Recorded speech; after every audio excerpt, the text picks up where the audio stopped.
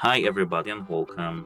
Today I have SONY INZONE H9 headphones and I'm going to show you what's inside the box. At first, we have to open the box.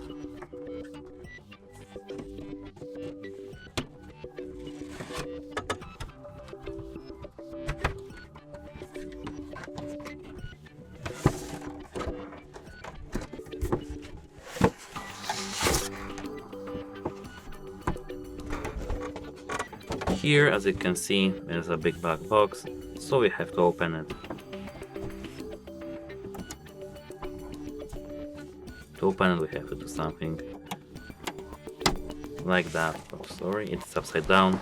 We have to do something like that.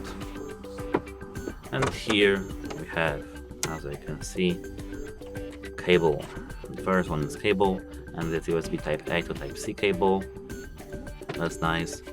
Apart from that, we have some papers I can see, which is user manual, some stickers, and some warranty guides. That's nice too. And here we have our USB A Type A transmitter, which can be connected to PS5 and PC. And here, as I can see, we have our headphones itself. They are very nice and I think that they are very high quality product. That's it. Hope it helps you. Goodbye.